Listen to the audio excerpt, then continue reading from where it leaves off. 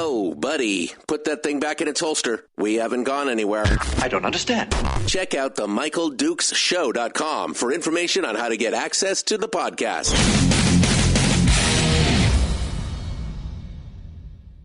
The Michael Dukes Show. I have 2 guns, one for each of you. Firearms Friday. As Thomas Jefferson stated, it is the right and duty of the people to be at all times armed. Say hello to my little friend. I say that the Second Amendment is, in order of importance, the First Amendment. The right to keep and bear arms is the one right that allows rights to exist at all. The Michael Dukes Show. The right to keep and bear arms shall not be infringed. Not be infringed. Firearms. From my cold, dead hands. Friday. Here's my rifle, this is my gun, this is for fighting, this is for fun. Firearms Friday. Yeah, buddy, Firearms Friday. You know it. It's the day, the thing we look forward to every week, where we get a chance to sit down and talk about one of our favorite issues. And that, of course, is the Second Amendment to these United States. And we get to dive down into it. And we're excited that you're joining us here this morning. Welcome to the program. Oh man, what a day! What a day! It's still a little snowing here at the old radio ranch. It is still got a little bit of the sprinkles coming down, not much. But I guess that's good. I had another 3 or 4 inches of snow in my car this morning as I looked outside. And, oof, man. I mean, this is what I get for opening up my filthy mouth and saying how nice it was that we didn't have too much snow. Something like 10 inches. The worst part is that they haven't even plowed my the road in my subdivision yet, which is 10. I barely made it into the driveway. I drive a Mini Cooper, right? I mean, it's got Blizzaks on it and all that stuff, but I mean, man, I drove in last night. I was thinking, oh, man, what's going on? And now we got more. Oh, I can't wait to see how it goes today. I mean, if I try to go to town today, what it's going to look like. But, you know, that's I guess that's how it is. That's how it works. You will now be considered a domestic terrorist with that snow talk, somebody just said in the chat room. So, okay, that's fine. Anyway, welcome to, I know we're going to have a white Christmas now. That's the big thing. Woohoo! It's going to be fantastic. Anyway, welcome to the program. It is Firearms Friday, a show dedicated to discussions of firearms, gun rights, Second Amendment issues, gun news from around the country, and so much more. It's also the home of what we like to call Gun Q&A. Gun questions and answers. And, of course, that is that's actually one of the prime foundational elements of Firearms Friday. We're here to answer questions for you, if we can. And not that I know everything, but I got quite a bit of knowledge racked up in this old gourd here. But if I don't know the answer, my Google foo is pretty darn strong, and I've got some of the smartest listeners on the planet. So if you do have a question today, we would love to answer those questions. We're going to open up the phone lines here in hour 1, and you can sound off and call us and talk with us here on the Pivotal call-in line at 433-3150. And we just love to hear your commentary or discussion on anything of a firearm nature. Whether that's the news stories, whether that's the, practical advice, just tips, tricks, tactics. I mean, whatever. We're gonna answer those questions because that's the whole point. We're here to demystify the firearm and counteract a lot of what you're hearing today in the modern media and in the news and in the what you're watching on your silver screen there, in the television shows, excuse me, television shows and the movies and stuff. Because a lot of what you see is just it's not true, it's not real, it's not factual. Factual, that was the word I was looking for. Factual. And so that's what we're here for. That's what we're here to do. Phone lines open. Gun Q&A open. 907-433-3150. Thank you to our friends at Pivotel and Satellite West for providing us and sponsoring us for the foreseeable future, taking care of us here. They are the providers of some of the best iridium satellite phones in the world, and they are also sponsoring the show. So thank you so much. We appreciate that, Pivotel and Satellite West. All right, so I got some headlines here this morning. We're going to go through in hour one. We're going to talk about all the headlines. And then we're going to go into hour two, where we're going to pick things up with TopShot Chris Cheng. It's going to be a fun discussion. I'm sure we're going to talk about the Rust shooting, Alec Baldwin and the Rust shooting. I'm sure we'll talk a little bit and get his take on the Rittenhouse trial, which the defense rested last night on that. We're going to talk about that here in a minute, but we'll discuss that with Chris Cheng, and then anything else he's got going on. And then we're going to finish up the show with Willie Waffle from wafflemovies.com. See how easy that is? That's the whole show. I mean, it's just bam, right there, the whole thing. All right. And I mean, here we are 8 minutes into the show, and I just got my notification. That's weird. It's weird. Notification that the show went live. Anytime that I put this is a commentary on social media.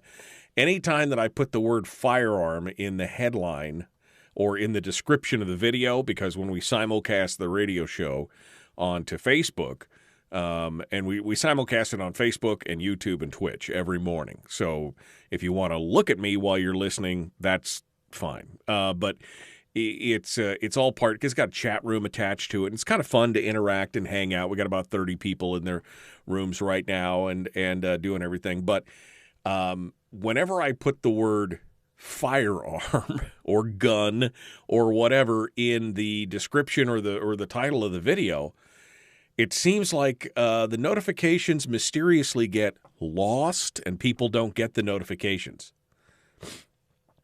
I mean, I'm not saying it's shadow banning, but I'm saying it's shadow banning. I mean, I just think that, they don't want us to talk about these things. I mean, this is a crazy, crazy thing. So anyway, today we're going to dive into the headlines. We are going to talk about the Rittenhouse trial. We're going to talk about the Rust shooting again, a little bit more detail, some of the things that are coming out, and we're also going to talk about the shooting up in Fairbanks that took place just under a week ago, last Sunday night. And so we'll talk about that, and we'll jump into it. All right. Phone line to call again, 433-3150. And your calls reign supreme. So before we get into the headlines, we've got one line on hold, so I suppose we'll dive into that first, just to see where you guys want to go. And feel free to comment or ask questions in the chat rooms as well, whether on YouTube or Facebook or Twitch, because I can see those, and we'll pick up those questions as well as we move forward. So over to the phone lines we go. Right over here. Good morning. Who's this? Where are you calling from? Bonnie in North Pole. Hello, Bonnie. What's on your mind? Oh, on my mind this morning is that young boy, the Rittenhouse trial. Okay. What's on your mind about it specifically? I'm seeing that judge is very fair. And I'm wondering what the jury's going to think about the whole thing. I think it's terrible what they did to that young man. You had all those other people burning and killing and plundering, but they picked on him, so I don't know. Well, I think it's going to be very sad. Yeah, I Go mean, ahead. I think it's going to be very interesting because even though the judge has been excusing the jury before he rips into the prosecuting attorney, I think you'd have to be a moron not to pick up the fact that the judge is about to rip into the prosecuting attorney for his line of questioning. And then, of course, when the jury is asked back into the room, the line of questioning completely changes because the judge has just now ripped the prosecuting attorney a new orifice over what he was doing. And so I think you'd have to be an idiot not to see what's going on, that the judge has been chastising the prosecutor in this case. And quite honestly, the prosecutor is pulling out every dirty trick in the book to try and solidify this stuff. If you have not been watching parts of the trial and seeing what the judge has been saying, you're missing a very interesting look into the jurisprudence of what happens in court trials and everything else. But you're right; it's a crying shame what this kid has gone through. I mean, he should have never been subjected to this. It was a pretty clear case of self-defense, and what they're doing here. This is all political expediency at this point, and quite honestly, I think I told somebody the other day. I think when this is over, and Kyle Rittenhouse is acquitted, which I believe he will be acquitted on all charges, maybe with the exception of the minor in possession of a firearm charge.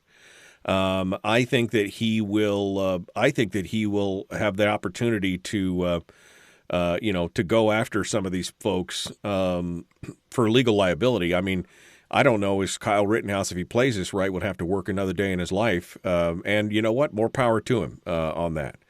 But yeah, it's a pretty amazing thing to watch right now.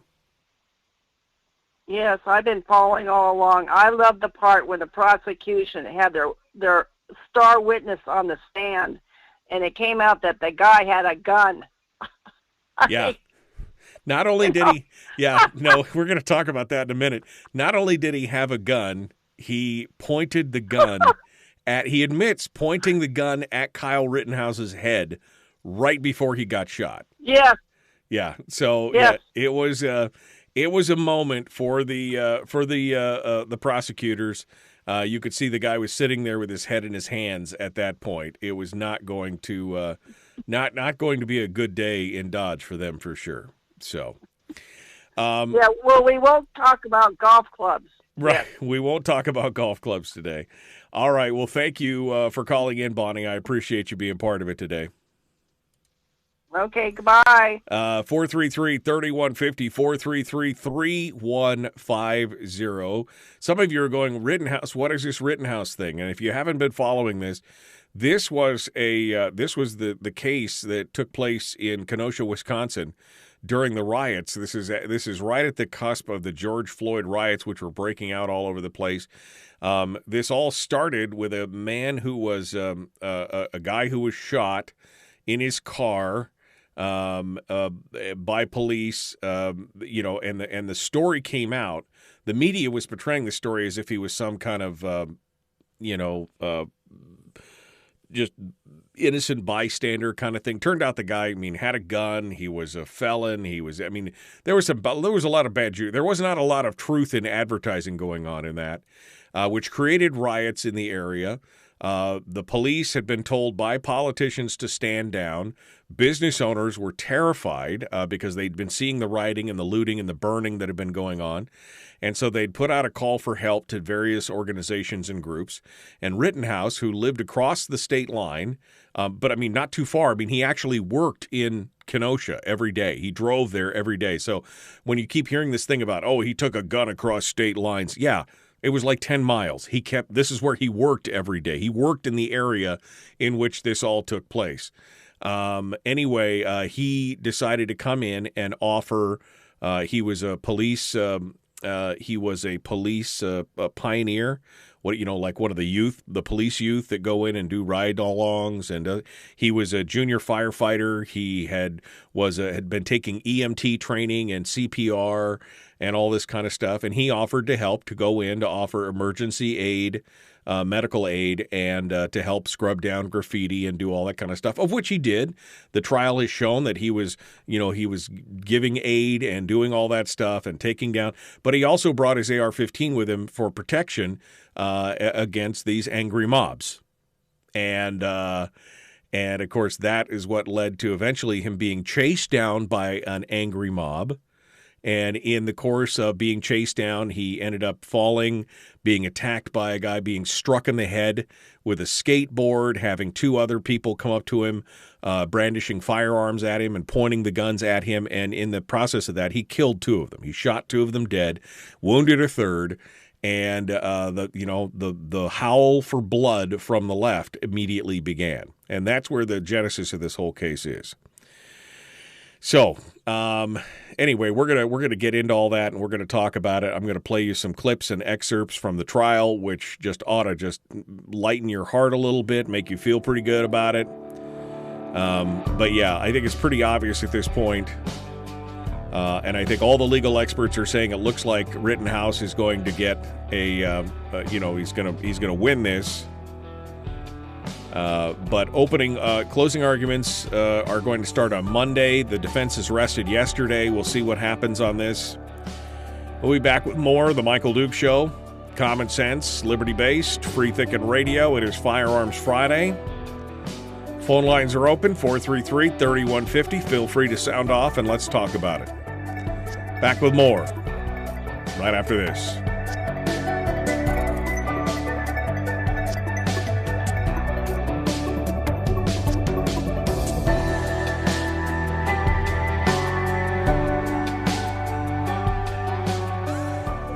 We're broadcasting live through a series of tubes. Allowing all of these entities to provide streaming stuff going on the internet. Well, it's kind of hard to explain. Sorry. Streaming live every weekday morning on Facebook Live and MichaelDukesShow.com. Okay. In the break right now. How y'all doing? How y'all doing? Let me pull up this audio here real quick. I meant to do this earlier, and I forgot to because I'm a horrible person. Let me go back over here. No, can I? Oh, I can't do that because I'm muting the Facebook. Let me see if I can do this here without. Can I? Oh, I can't do that because I'm muting the face. Okay, there we go. Let's try this to see what it looks like. I was astonished when you began your examination by commenting on the defendant's post-arrest silence. That's basic law. It's been basic law in this country for 40 years, 50 years. I have no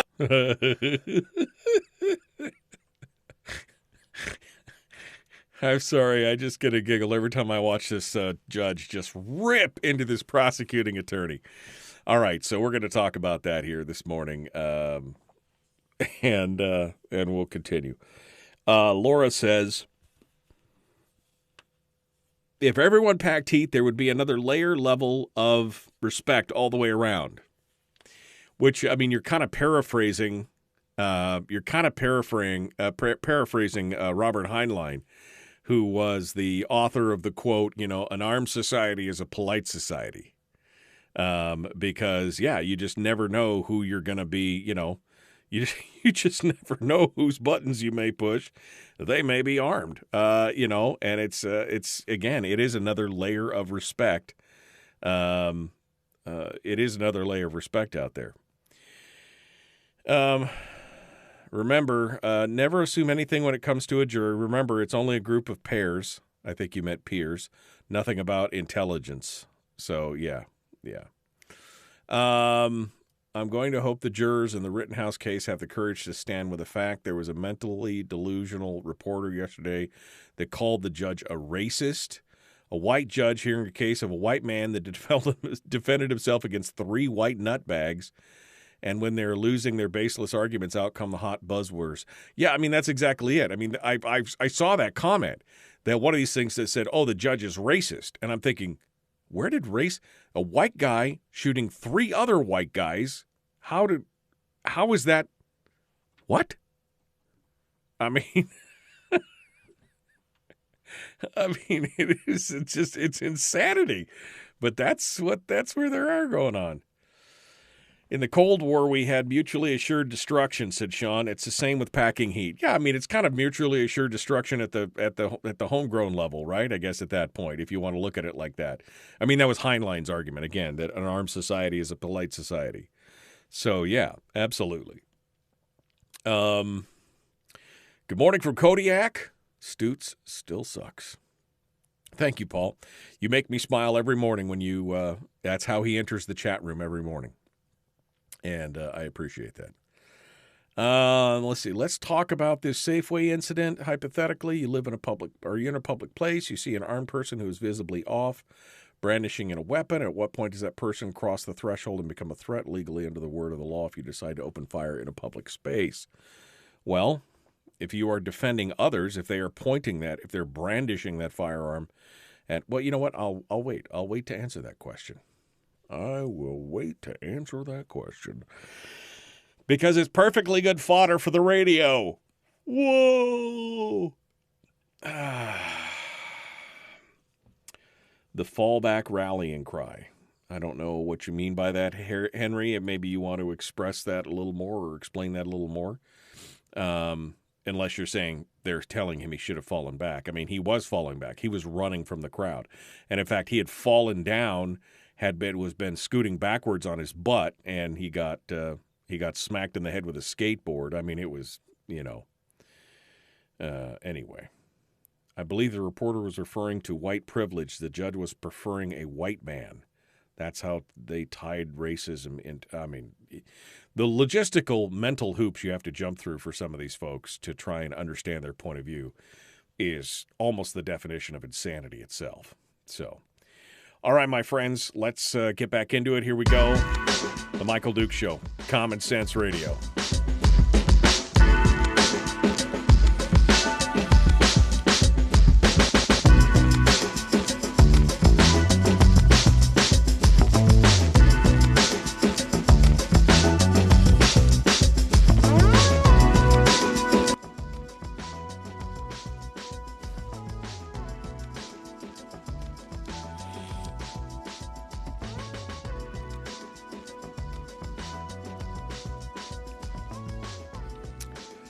Okay, fine. Welcome back to the program. Before we get into this Rittenhouse thing, there was a couple comments in the chat room that I wanted to get to that were kind of gun Q&A questions.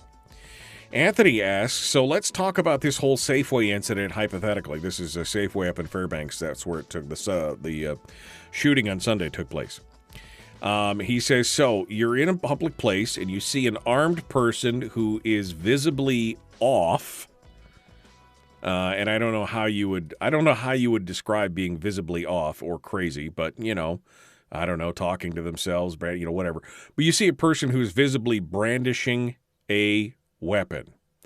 He says, at what point does that person cross the threshold and become a threat legally under the word of law if you decide to open fire in a public place? Well, you have the right in Alaska to defend yourself and others. And so I would say that if a person is brandishing a firearm, and at any point they start to make threatening motions towards you or to anybody else, that is when you have the legal ability to engage them and defend yourself and others. You can't defend property, but you can defend other people, and that's the point of that. So, I mean, hypothetically, but I mean, okay. So first, let's look at what happened. This guy literally walked up to Safeway, caught a guy coming out of Safeway, riddled him with bullets, and just didn't even stop, just pumped him full of lead, walked right into the Safeway, and kept shooting. So I don't know if you're, if you see that right away, if your hypothetical lines up with that. But that was, I think that was kind of a wrong place, wrong time. And there's been no reasoning given yet. No motive has still been found. He's apparently not talking about it. And so, I can only assume at this moment, based on the facts at hand, and again, this is an assumption, that this was just kind of a wrong place, wrong time. that he caught the guy coming out of Safeway as he was walking in and just filled him full of lead. And then he went in and shot all over the place in there and put a bunch of bullets into the air, ended up only shooting one other person, and he shot them in the foot. They were hiding behind the customer service counter. And he shot the clerk who was behind the counter, and he ended up getting shot in the foot. So, I don't know. The response from some of the other people who are in the store, I think was the proper response. They escaped and exited the building through the emergency exits. And that's probably the best call, unless you are right in the thick of it or right on the very edge where you can actually see the shooter. It's fight or flight. Flight is always the better choice. It's always better to fight to live another day, unless you are somehow in direct line of sight and have the opportunity to engage the attacker. Flight is probably always the best course of action. But it depends on who you are. It depends on what the training level you have. It depends on everything else that's going on. But the vast majority of people are better off fleeing the building. What's the thing? Run, hide, fight. You should run or fight. The hide is generally a good way to get shot later on. Run, hide, fight. It should just be run or fight. Fight or flight is kind of the way it goes. But kudos to those people who had had the frame of mind to be able to just get out of there and go do their thing. There's no way to really. We were going to talk a little bit, and I guess maybe we'll talk about it a little bit later. But this whole Safeway incident it's so sudden. There's no buildup. There's no shouting of demands. This guy literally walked up to the front door, plugged a guy who was walking out full of holes, and just kept walking. There was no pause. There was no nothing else. Every news story that reports on this basically said he just, riddled the guy with bullets and kept walking and walked right in and started firing. So there's no opportunity to assess the situation. There's no anything else. You've got to know your limits kind of thing.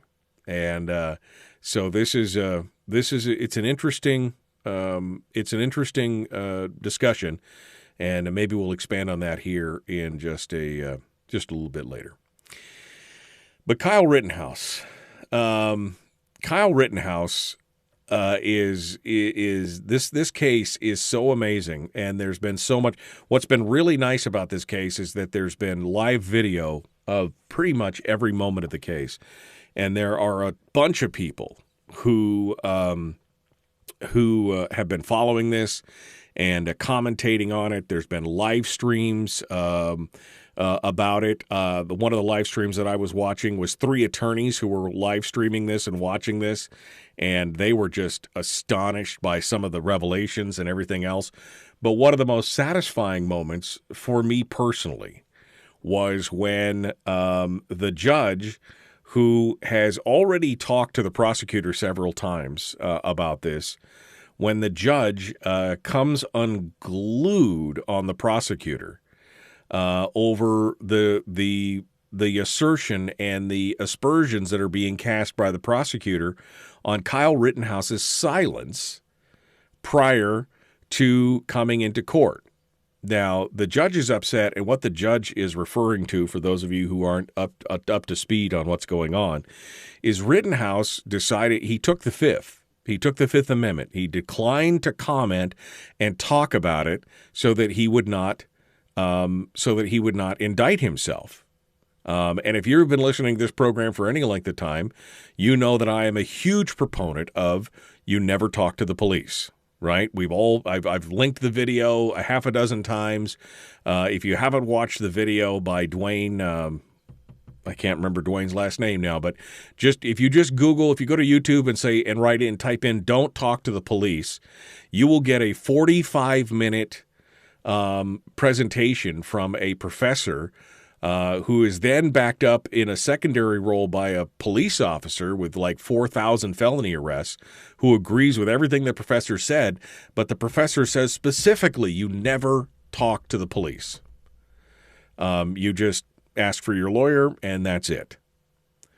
And so anyway, that is your Fifth Amendment right? I mean, that's American jurisprudence and everything else.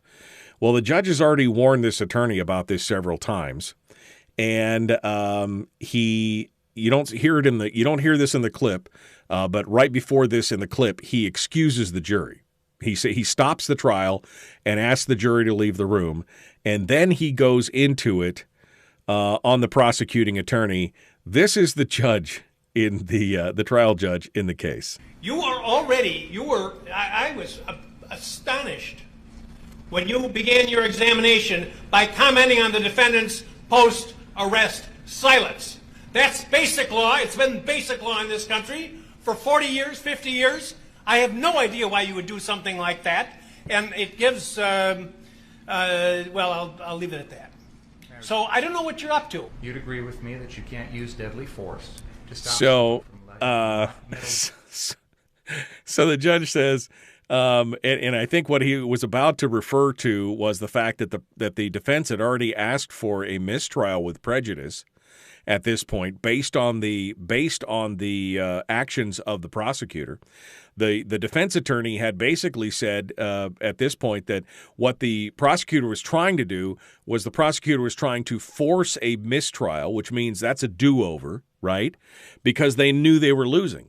Because one of their star witnesses had admitted on the stand in a bombshell statement that, yes, he was armed, yes, he was within 5 feet or 3 feet of Kyle Rittenhouse, and yes, he was aiming his gun at Kyle Rittenhouse when Kyle Rittenhouse shot him. And that was a bombshell for the prosecution, because that totally blew up their whole theory of Kyle Rittenhouse is a raggedy murder, right? And so what the defense was asserting was that they're looking to cause a mistrial so that they can get another bite at the apple. So the defense had filed for a mistrial with prejudice. The with prejudice portion of it means that the state cannot bring those charges back. It's a mistrial, and it's over. And they had asked for that, so I think that's what the judge was referring to at that point. In the conversation and in the questioning, this whole thing is so astonishing to watch. The prosecutor continues to badger Kyle Rittenhouse on the stand about things, and at one point the judge just says, wait a second, just wait a second here. He continues to badger, and then this is what he has to say to the prosecutor again next. You should have come and asked for reconsideration. You did on the one motion, and in fact, I granted your motion for reconsideration. That was not a motion. Excuse me. I did. I granted. We did not move to reconsider. That was their motion. We have not filed any motions to reconsider in this case. The judge is he's so mad he's flustered at this point. He's so mad because this continual line of questioning about what Kyle was doing had already been deemed inappropriate by the judge in the past, and the guy was going to go after it again. That was their motion for reconsideration, which I denied. But I said I denied it, or I indicated a bias towards denial is what I did. Held it open with a bias towards denial. Why would you think that made it okay for you, without any advance notice, to bring this matter before the jury? I was astonished when you began your examination by commenting on the defendant's post-arrest silence. It just gets better from here, man. This thing is good. They're going to be showing this trial in law schools in the future, I guarantee you, as a thing of not to do. Just absolutely not to do. Now, the big thing here is that these prosecutors feel like they can run amok because they've got prosecutorial immunity, and they can basically do anything they want and not be held financially liable directly on this. But, it's one of those things. I got to tell you, this thing is amazing to watch. You should go back. You should go back and watch it. I wish I could I wish I had that video up here. I didn't have it yet this morning. I wish I had the video of the star witness for the prosecution rolling over on the stand and admitting that he had a firearm and was pointing it directly at Rittenhouse's head when Rittenhouse shot him. I mean, you could just see the look on the guy's face when he got backed into the corner, absolutely backed into the corner. So anyway, it's good news for Rittenhouse, I think, at this point. He took the stand. He got real emotional, but he took the stand hard and basically said that he is, that he didn't do it. He goes, I didn't do anything wrong. I was defending myself, he said. So that's good news, even though the prosecution continues to attack. Judge Bruce Schroeder continues to reprimand District Attorney Thomas Binger on grave constitutional violations, and Binger just continues to hammer away. He brought up the fact that Rittenhouse had purchased an AR-15 instead of a shotgun or a pistol, and said it was because Rittenhouse really liked to play Call of Duty. That it was, I mean, you can't make this stuff up, man. You can't make this stuff up. All right, we're going to take our next break. We're going to be back with more. I got phone calls. Sorry, guys. I got into this, and some folks have been waiting on hold. But I really wanted to get through that Rittenhouse stuff. We're going to be back. We'll take those phone calls directly on the other side. The Michael Duke Show. Common sense, liberty-based, free-thinking radio.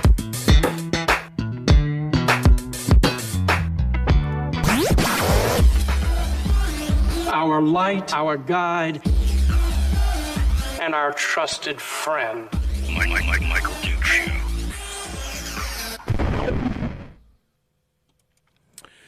Sandy says, I think the prosecution is doing that on purpose to get a mistrial, and that's what the defense brought up.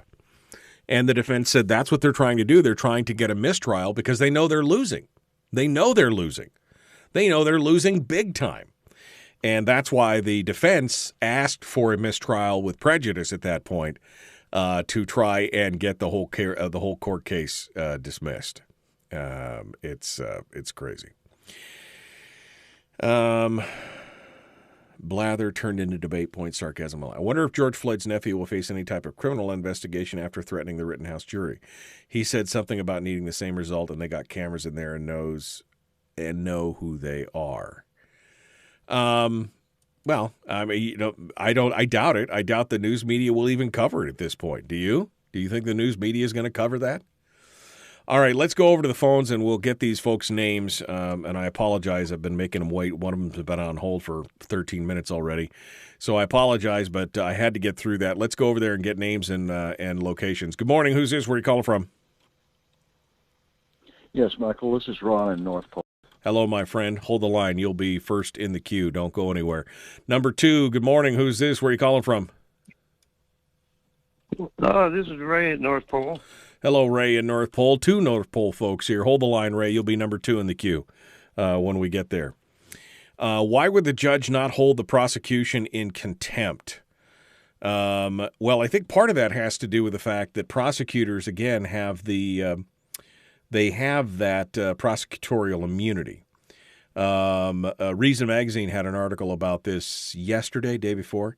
And one of the folks, Anya Bidwell, who's an attorney at the public interest law firm, the Institute for Justice, says, prosecutorial immunity, which basically provides absolute immunity to prosecutors, has served as essentially a perverse incentive for this type of situation. Prosecutors, especially when they act inside of a courtroom, like in this case, they are 100% immune from any kind of civil liability, so they can lie, they can bend the facts whichever way they want, and they will not be held accountable.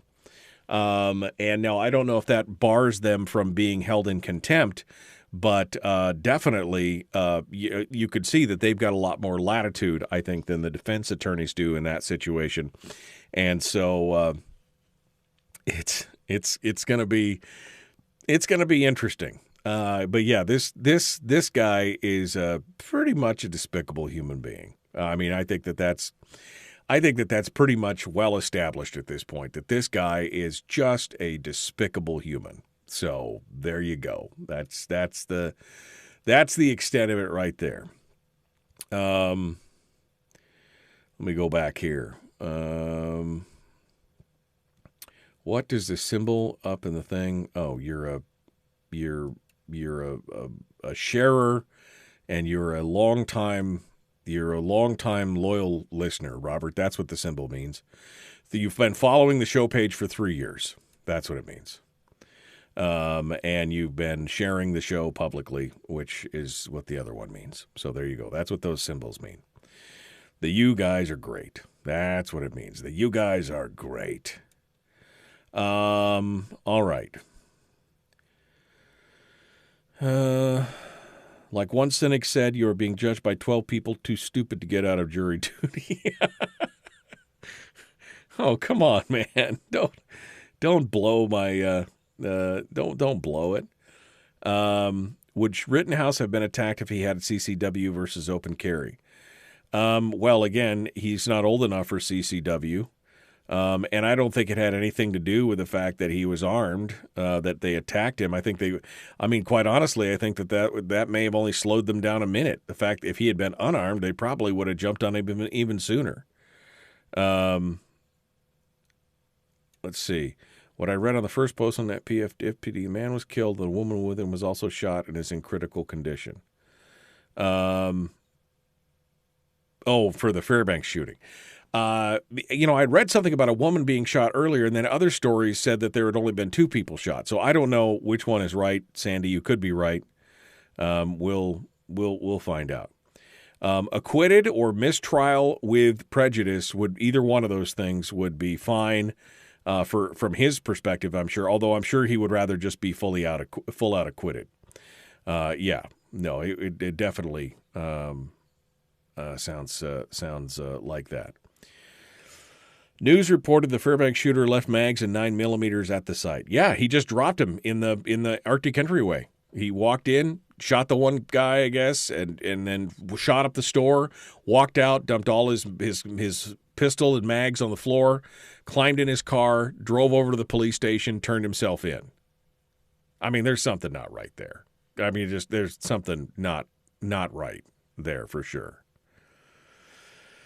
All right. Late. Good morning, Chuck. Thanks for coming in. Thanks for all the folks who are signing up and sounding off this morning. Don't forget to like and share this video. Don't forget to like and follow the show page. If you're on YouTube, don't forget to hit the subscribe button and ring the bell to get notifications when we go live. Let's get this thing going. Here we go. The Michael Dukes Show. Common sense, liberty-based, free-thinking radio.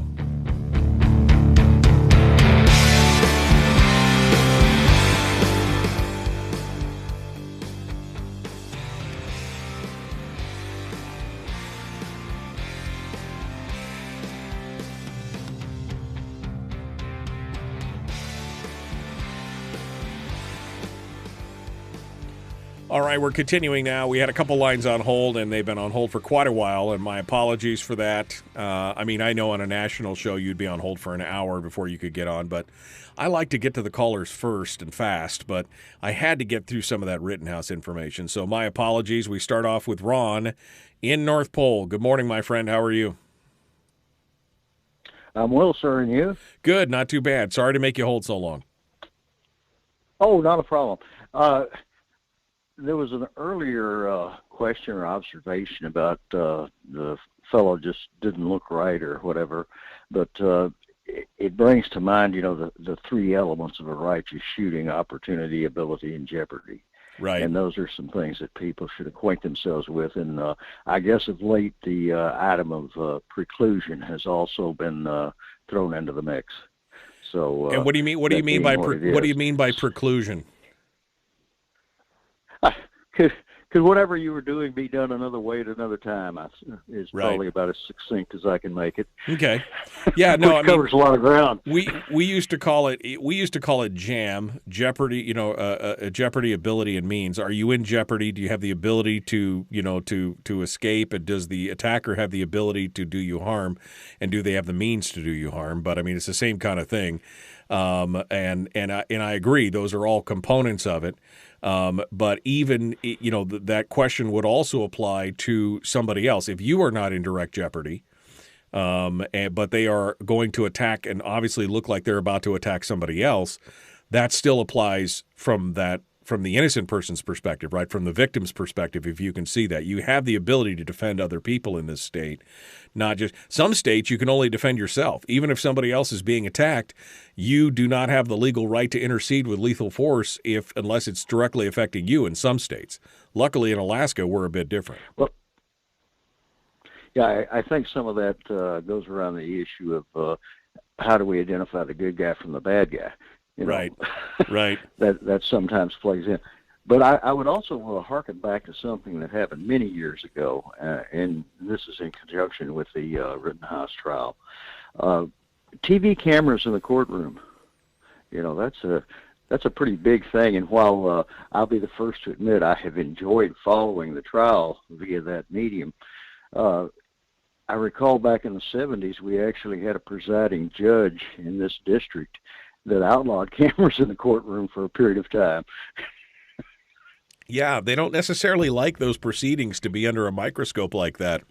And but again, don't you believe that a transparent society is better? Don't you believe that a government that is the most transparent is the best one available, so you can actually watch with your own eyes what's going on? Oh, I think that probably has been paramount in this recent proceeding. However, I would also suggest that maybe with the cameras present and rolling, that the participants in the proceeding might start to consider themselves actors. Well, I mean, that is true to a point. But I think, like you said, I think many people have been watching this. Anna, what's her name? Zarkazian, the gal who's on the Young Turks.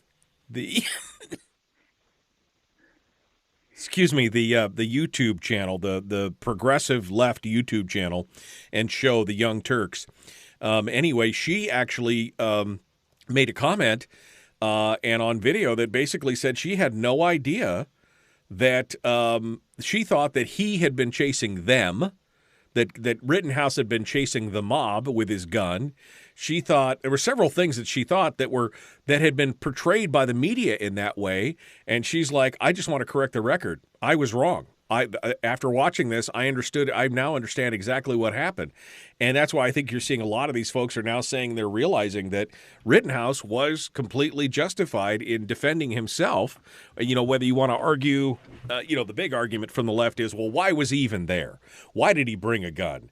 Well, nobody's asking why the two or three other people there that were armed brought guns, illegally concealing them and doing other things as well.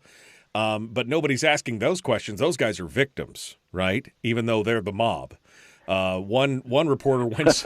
One reporter. Well, not in this particular judge's courtroom. Right, exactly. Well, one reporter went so far as to say, "Oh, how do we say that a skateboard is a deadly weapon? How could somebody just had a skateboard? That's a weapon." This is the same guy, by the way, that struck Rittenhouse across the head with a skate.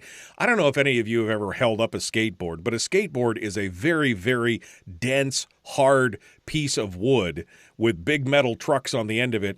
And if you strike somebody in the head, guess what? You could kill them.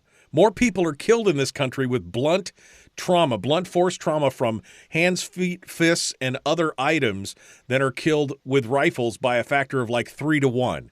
So yes, but I mean, this is the kind of stuff we're getting out of the news media, Ron. Well, I mean, it's when you and you bringing up the lady's perspective is very, very meaningful, and the fact that almost anything that has any substance to it at all can convert itself by the user into a deadly weapon instantly. Yeah, no, absolutely, absolutely. All right, Ron. Well, thanks for holding on. All right, I will let you go, sir. Appreciate it. Thank you for calling in this morning. Let's go over to Ray in North Pole this morning. Ray, thanks for holding. What's on your mind, sir? Yeah, good morning. Kyle Rittenhouse shouldn't even be on trial. If anything, he ought to get a reward and a medal. And the only ones that should be tried is the FBI for withholding information. Well, this wasn't a federal case. This was a state case. So the FBI may have been involved on the fringes, but they were not directly responsible for the prosecution. But I agree. I think it was Judge Janine Shapiro who said yesterday or day before, she said that this was unbelievable that they brought charges within 48 hours of this happening. She said that they wouldn't even have known all the facts within the first 48 hours, that it was very obviously politically motivated. And you're right, he never should have been brought to trial, for murder especially. He could have defended himself on self-defense charges up to lesser charges, but they threw 2 counts of murder and 1 count of attempted murder at him. And you're right, he never should have gone for trial for those issues right there. And the prosecutor should have lost his license. And you made the comment that he could be tried for a minor underage with a firearm, and I don't think there's an age limit on the Second Amendment. Well, there's not an issue on the Second Amendment, but in the state of Wisconsin, it is illegal if you're under the age of, I can't remember if it's 18 or 21 to have a long gun. But he was underage for the state. That might be the only charge that gets any kind of traction, but because everything else I think is going to be thrown out. Quite honestly, I would lay even money that they're going to acquit him of all charges, quite honestly. Well, sure, but if they enacted a law, then it's unconstitutional, and the law needs to be stricken from the books. Well, it's true. I mean, but again, the law currently stands. Somebody would have to fight that law and get it declared unconstitutional, which they are doing in several states. They're working on that right now in several states, basically saying that if you're old enough to join the military or whatever, you should be able to buy a firearm. But at the age of 17, he wasn't even the age of majority at that point, according to what they're saying. But like I said, I feel like he's probably not going to get dinged on that as well. So, all right, Ray. Well, thank you for calling in this morning. I appreciate you coming in. 433-3150, 433-3150, the Pivotel call-in line. But is he a resident of Wisconsin? No, he lives across the state line, but he works. That was the thing. They keep saying, "Oh, he came." It sounded like he came all the way across the country to do it. No, he works in the area where the incident takes place. He commuted to that area. He lives right on the border there of Kenosha. And he commuted to that area every day for work. So this was his community that he worked in every day. So it's just one of these things is just crazy. Robert on YouTube is saying the FBI was surveilling the whole thing from the air and withheld the evidence from the defense and the public. That is true. There was some accusations that the FBI was not releasing the videos of what actually happened. And anyway, it's one of those things. Hey, we're out of time. We got more coming up. We're going to talk about some other things when we get back, including the Rust shooting and Alec Baldwin's stuff on that. We got more coming up. The Michael Duke Show, common sense, liberty-based, free-thinking radio.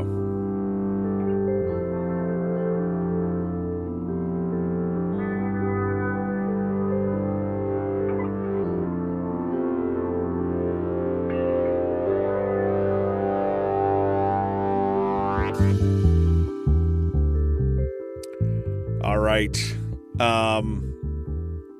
John brings up the fact that Kyle was brought up on charges. He was charged within 48 hours. He had to pay a $2 million bail, and he's already spent 2 months in jail.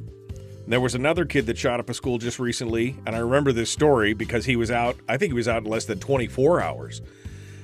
Kid shot up a school, was out in 48 hours. His bail was less than $75,000, and he hasn't spent a day in jail. You know, that's the thing. Mark says then those laws of his state applies, because Mark had asked, but is he a resident of Wisconsin? And he goes, but those laws of his state applies, meaning if it was legal in his state, then he was legal. But that's not how it works, Mark. It's legal for me in Alaska to own an AR-15. I can't take it down to California Just because I purchased it in Alaska, I can't go down to California and be swinging that thing around and carrying it around down there. I can't take high-capacity magazines. I can't go to New York State and do the same thing. I can't live in one state and transit to – I mean, we've talked about many cases where people are transiting from one state to another, and they've got their gear in their car, and they get pulled over, and the police find it, and yada, yada, yada. I mean, this is – it doesn't matter what the law in his state was. It's the law in the state that that the action took place. So that's how it works. I mean, it would be nice if you could say if it's legal in your state, then you can go to any other state, but that's not how the law works. So there you go. All right. 433-3150. 433-3150 if you would like to sound off this morning. I'm looking for the I was looking for the testimony of the star witness. I had the video earlier this week, and I meant to lock it down so that I could go back and get it again. And it's astonishing to watch the let me see, did I put it over here? I hate it when that happens, man. I hate it when that happens. Here we go.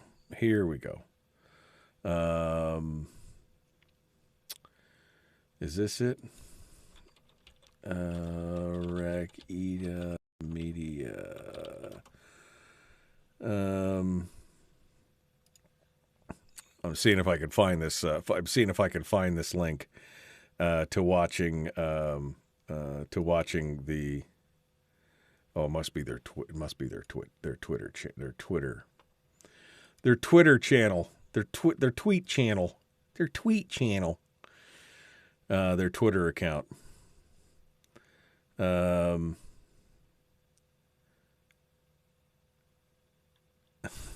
Scumbag. I'm sorry. I'm reading and talking, and I'm doing a horrible job at both here. I'm looking for the commentary that they had on this. There we go. Doggone it. I hate it when I can't find what I'm looking for live on the air, and I can't find what I'm looking for. Okay. Well, we're going to have to I'm looking for the live stream. They had a live stream going. Rakita Media had a live stream. He's an attorney that live streamed this, and this is the this was the case where the star witness basically he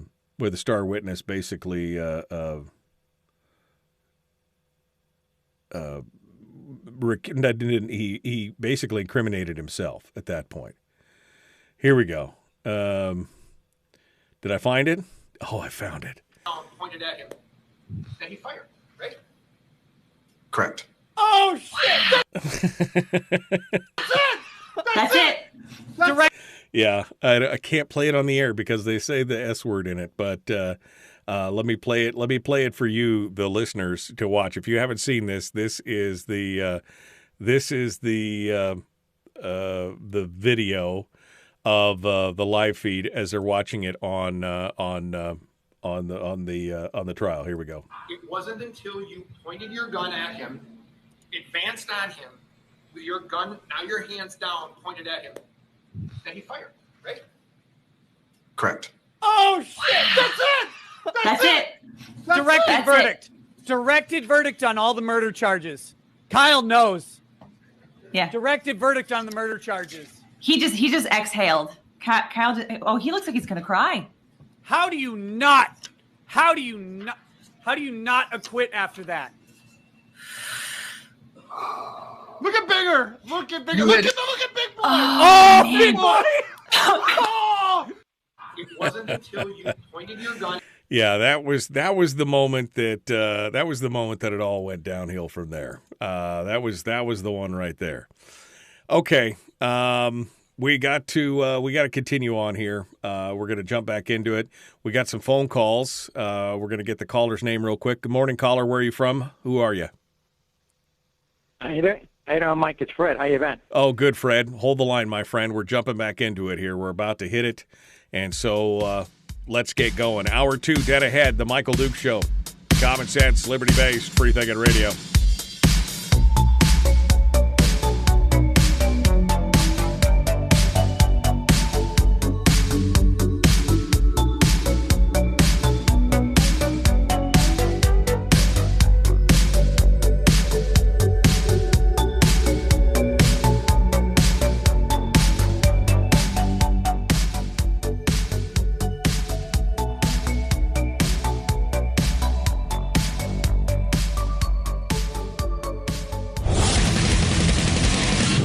Buddy, put that thing back in its holster. We haven't gone anywhere. I don't understand. Check out the MichaelDukesShow.com for information on how to get access to the podcast. The Michael Dukes Show. I have 2 guns, one for each of you. Firearms Friday. As Thomas Jefferson stated, it is the right and duty of the people to be at all times armed. Say hello to my little friend. I say that the Second Amendment is, in order of importance, the First Amendment. The right to keep and bear arms is the one right that allows rights to exist at all. The Michael Dukes Show. The right to keep and bear arms shall not be infringed. Not be infringed. Firearms. From my cold, dead hands. Friday. Here's my rifle, this is my gun, this is for fighting, this is for fun. Firearms Friday. Firearms Friday. Welcome back to the program. Hour 2 of the big radio show. Man, we were just in the break. We were watching some of the other video that's available from the Kyle Rittenhouse trial. If you haven't been watching it, it is, I mean, I would like to say entertaining, but I mean, a young boy's life here is hanging in the balance. So, I mean, but it is entertaining to watch. I mean, you just see this stuff. It's amazing. We just watched the prosecution's star witness admit on the stand that he had actually been pointing his gun at Kyle Rittenhouse when Rittenhouse fired on him. And there's 3 attorneys. This is the Viva Fry and the folks from Racketia Media who are covering the trial. It's 3 attorneys who are basically commenting on it as the trial's going on. It's like a live stream.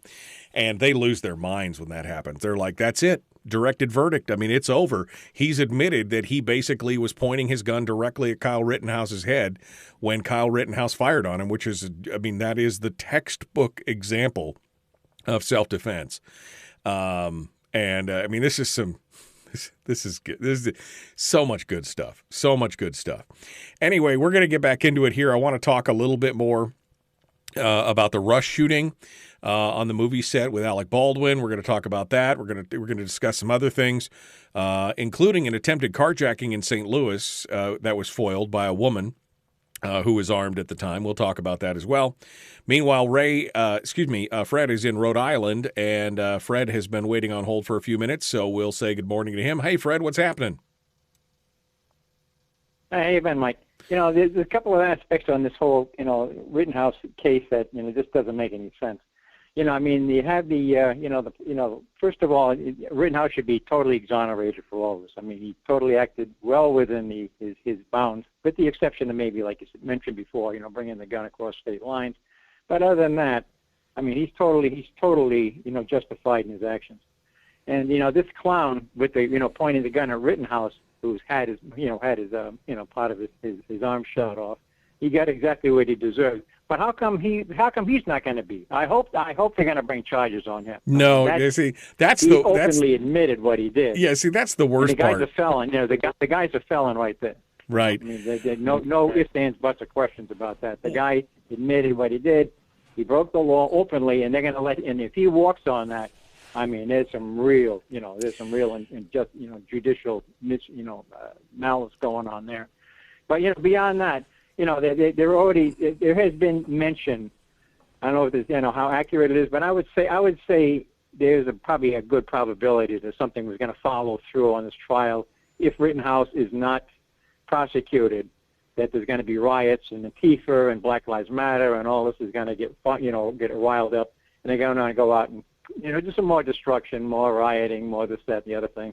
And I think if that takes place, I think that first of all, the head of Black Lives Matter should be held totally accountable for that. These are supposedly her people, her organization. She's responsible for it. Anything happens, it should be right out of her pocketbook. I mean, all of that, you get your checkbook out, lady, because you're going to write a huge check for all the damages incurred and any liability that, is required.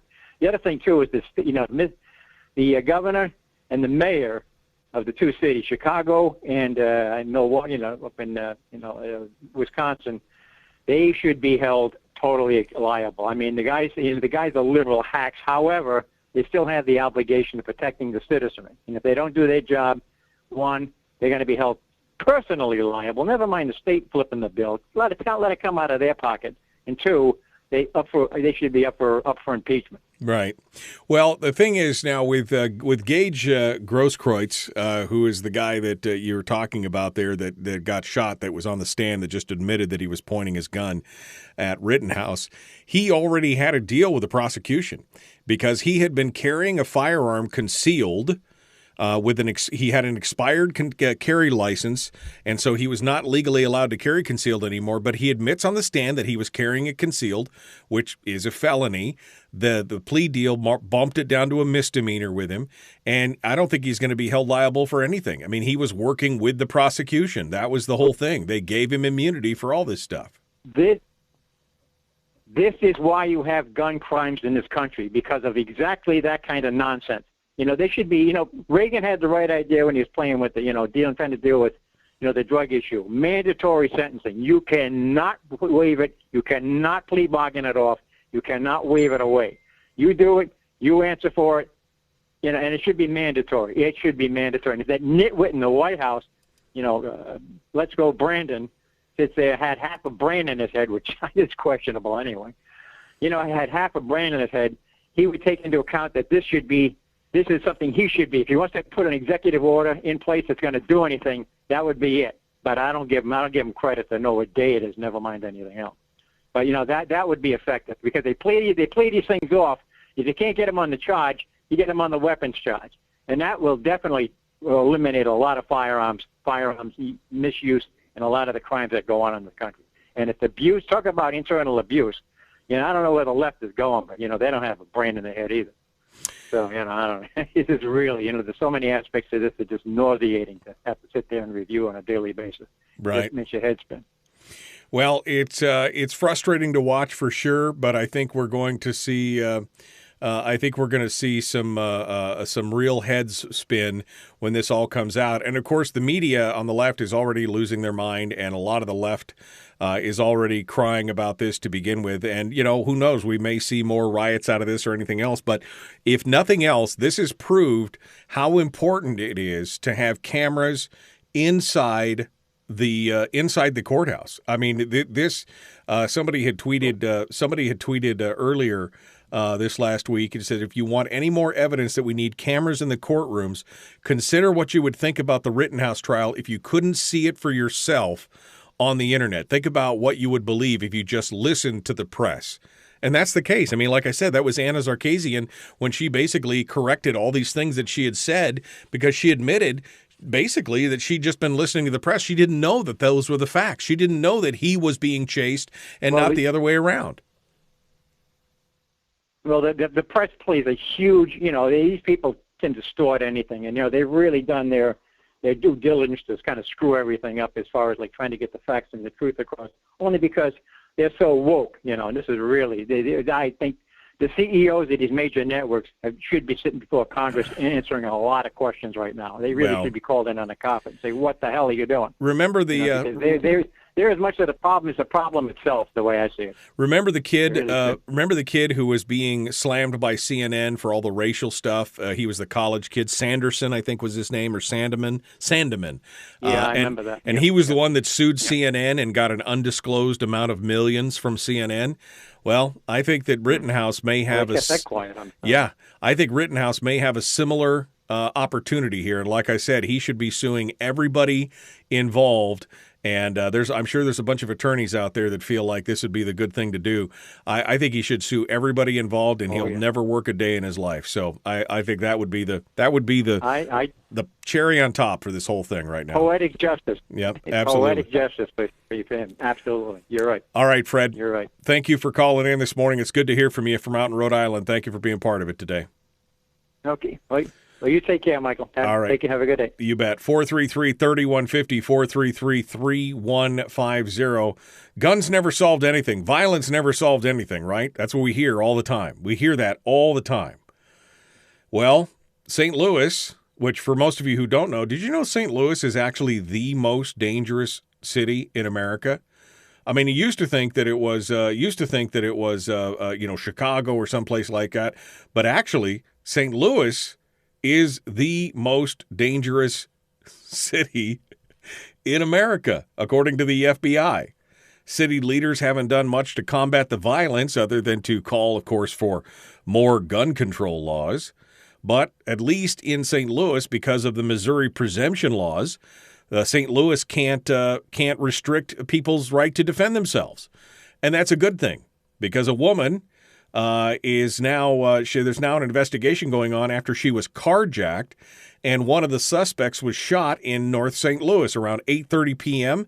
The police received a call from the report of a holdup. When they arrived, a 37-year-old woman said she was walking from her car to her home when two people approached her and asked her for her phone. When she told them she didn't have a phone, one of the suspects took out a gun and demanded that she give him her car keys and her money. She said the 13 years old, was also holding something and implying it was a gun, but she said he never produced it. The woman said she complied, gave the teen her things to the second suspect, and then the second suspect got into her car and tried to start it. She said at that time, while she was distracted, she took out her own gun and fired at the teen. The teen and the second suspect got away, but later on, police were called to an area where they found the victim of a shooting. When they arrived, they found the 13-year-old suffering from a gunshot wound to the leg. I mean, again, violence never solves anything except, of course, for all those people who are trying to kill you and get you going on. So we're going to continue on here and continue to talk about these things as we go forward. It is the Michael Duke Show, broadcasting live across the state of Alaska on this, your favorite radio station, our translator. We're going to go to break just a few minutes early. We got TopShot Chris Cheng coming up in a moment. We'll be talking with him. And we'll catch you guys on the flip side here. Don't go anywhere. The Michael Duke Show. Common sense, liberty-based, free thinking radio.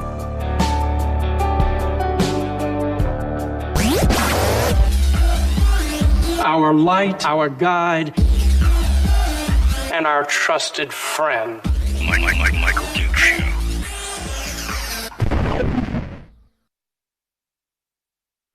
Okay, we are back in the break right now. I believe that this is Chris Cheng, although I don't recognize the number. I'm assuming it's Chris. Good morning, sir. How are you? Maybe it wasn't Chris. I don't know. They just hung up. Shall I try and call him back? Sure, why not? We'll make it happen. We'll call over here and see who it was. Hi, you've reached Michaela. That obviously was not Chris Cheng. That was Michaela. So we'll get Chris Cheng on the line here in just a moment, and we'll see what you guys have to say in just a moment. Okay. Yeah, that's 13 years old. Holding up people and carjacking people at 13 years old. What the actual hell is going on? I mean, what how doomed are we at that point? Just crazy, crazy stuff. All right. There we go. That's a phone number I recognize there. Chris Cheng, Top Shot champion, Season 4, joins us on the program right now. Hello, my friend. How are you? Good morning. I'm doing great as always. How are things on your end? You know, not too bad. Not too bad. We're working our way through the show this morning, and we're getting things ready. We've been stuck on this Rittenhouse thing all morning. I hope you're ready to discuss it from your point of view. Sure thing. Yeah. And I've also got this is NFT stuff that I'm still involved in. So if we want to dive into that, that's also something very top of mind for me. You broke up and said, "Oh, NFT, is that what you said? You're still the NFT?" Yeah. We should give We should give an update on that. Yeah, we should give an update on that to begin with, and then we'll move into the Rittenhouse thing and see where it goes from there, okay? Sounds good. All right, so hold the line here. Chris Cheng, our guest, Top Shot champion, Season 4 of Top Shot. He is, and of course, the author of the book Shoot to Win, which you can find at his website right now, TopShotChris.com. All right. I'm going back through the comments here for a second. Let's see. I'm going through this. Is a picture of a document that was sent to its residence. It's on the way. Taking live ammunition to a movie set is like taking a cat to a dog show. Something's going to happen, says Jimmy. I mean, I didn't get to that story yet. It doesn't look like I'm going to get a chance to get to that story. But the DA looking into the case has now dismissed claims of sabotage on that, because the armorer had claimed that there was a potential for sabotage, that maybe some disgruntled union crew members had walked off and sabotaged the set. The DA says that they do not have any proof of that at all. But they says that they are aware exactly of who loaded the gun that Baldwin used when he accidentally shot the cinematographer. And when she was asked in a New York Post article if she was aware who loaded the fatal live round, the Santa Fe DA Mary Carmack Altwise said, "Yes, we do." So they know who loaded the round. The question is, of course, is that. Is there going to be criminal charges? Whether there's going to be, there's going to be civil charges for sure, or civil penalties for sure at some point. But we're going to see what happens on that. Now, Alec Baldwin, he can't shut his mouth. This guy, his attorney is probably cringing right now.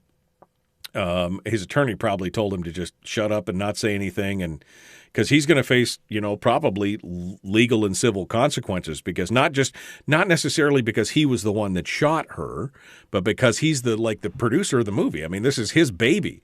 He's the one that's in charge of everything in this, and the buck stops here at his desk, right? If you were going to be Baldwin's attorney, you probably tell him to shut up and go on vacation somewhere, just quiet and stay out of the way, turn his phone off, and don't answer anything. Instead, he got onto Instagram on Monday and said every film and TV set that uses guns, fake or otherwise, should have a police officer on the set. Well, that asks a big question. I mean, he can, under oath, he could be asked, well, why, if he believes that that's a good idea, why didn't he have that going on the set of Rust? I mean, he just shut up, man. Just shut up. Anyway, we got to jump back into it. Here we go, The Michael Dukes Show. Common sense, liberty-based, free-thinking radio. Like and share this video. Let's kick it off with Chris Cheng.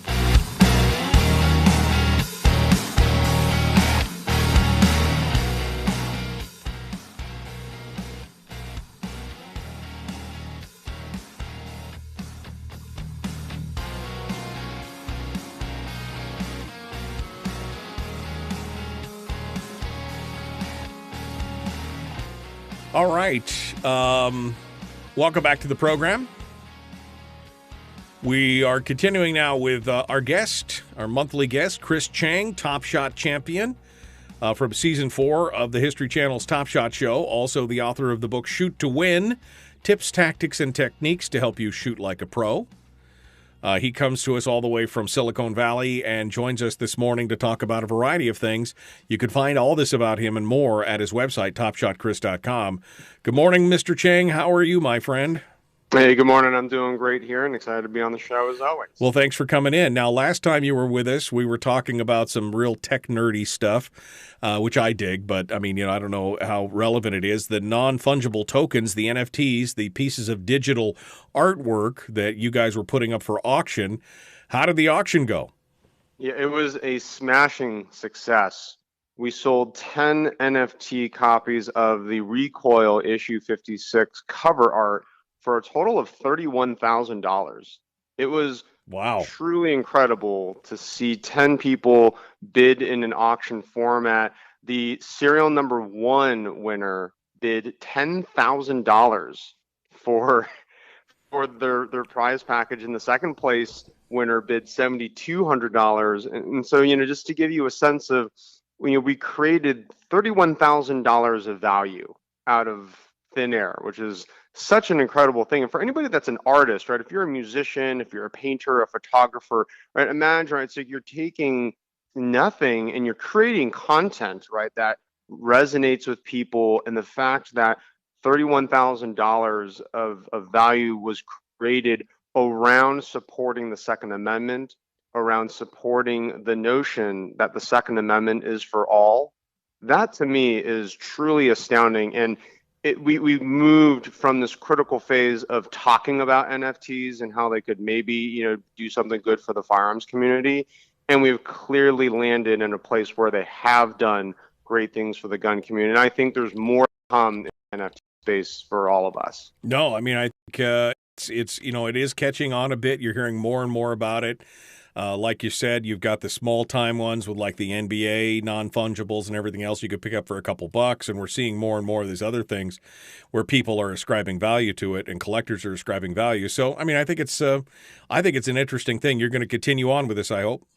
Yeah, absolutely. I'm having some ongoing conversations with Recoil magazine to kind of help and consult with them to do this again with other people that are on the cover of other Recoil magazine issues and some other ideas as well. So yeah, more to come. And I will say that the NFTs are brand new, right? There are some scams out there, so everybody should be careful if you are buying NFTs to understand who are you buying them from. I would advise make sure that they're reputable, right? Both my name and Recoil's name, right? We are both standing publicly behind the NFTs, and I would encourage anyone that's buying NFTs to purchase from someone who is more of a public known quantity. Right, exactly. Don't do it in the dark alley. It's no back alley deals for NFTs. All right, well, that's good news, and of course, always a new spin on the firearms community, which we love to see. I saw that you're. I saw that the Asian Pacific Gun Owners Association got some love in the news the other day. They were interviewing some people on the rise of firearms purchasing and interviewing people asking them why they did it. One of the persons interviewed was a 69-year-old Japanese man and his wife in California, and they had purchased a firearm specifically for defense because they were getting older and they were worried about things and everything else. And he mentioned, and it was mentioned in the article, that he was part of the APGOA, and I thought that was good. You're starting to get some traction there, and that's good to see. Yeah, and the gentleman's name is Clyde, and he lives here in Northern California, and he attended our APA GOA fun shoot back in August. So, he's got a great story where he hadn't shot for about 40 years, right? So he's 69 now. It's been like 40 years since he had last shot a gun, but he saw our event and he came and attended, and he credits APA GOA for helping him get reacclimated with his firearms and comfortable and confident shooting at the range, and then obviously considering what his personal protection options are, as the climate, not just here in the Bay Area but nationwide, is gotten pretty bad with these racist attacks against Asian Pacific Americans. So Clyde, it's just inspiring for me to see his story, because APA GOA is all about training, safety, and education, right? Right. And we're providing those pillars, for Clyde and for the almost 1,000 some members that we have, and that simple message of hey, we're here to be a resource to help you train, to help help you learn whatever it is you want to learn about firearms and firearm safety or shooting. So yeah, Clyde's got a great story, and we have many other members who have super interesting stories as well. Well, good. Congratulations on that, and again, I wish continued good luck to the APAGOA for what they're doing. Thank you. All right, well, let's talk about the big elephant in the room, which we've been talking about all morning and has kind of been consuming much of the attention of the country over the week, and that is, of course, the trial of Kyle Rittenhouse. Anybody who'd been following this from the very beginning and had kind of looked at it with a jaundiced eye and not through the frame of what the media was giving, understood that this looked like a pretty clear case of self-defense, but it wasn't until this week that we got all the details and realized this wasn't just a pretty clear, this was a completely crystal clear, cut and dried case of self-defense. And there's a lot of questions going on right now as to why this even went to trial. What are your thoughts as you've watched what's going on with the Rittenhouse trial? Yeah, so I've been watching the trial, and it's been fascinating. And I think to your point, right, there's always one sort of story or angle that the media will often cover with an incident. And I always try and reserve judgment, and honestly, I try not to comment too much on the front end until the facts come out, because I remember months ago when the incident occurred, it was a pretty bad look, right, for Rittenhouse. But I think hearing some of these facts and details come out about he was there to help people, and his personal testimony I thought was very enlightening. This isn't something he didn't want to hurt anybody, but he as far as I can tell in the testimony, I mean, he was threatened. It wasn't just he felt threatened, he was being threatened. And he used his right to self-defense, right, to protect himself. So it's a tragedy, though, right? I mean, that's why I take a step back from this whole thing. I mean, who wants to be a 17-year-old, right, on a national televised trial? People are dead and injured. I mean, it's just really tragic, right? Nobody wanted anything like this to happen, but we'll see what kind of justice is laid down. It sounds like next week we'll be hearing a decision.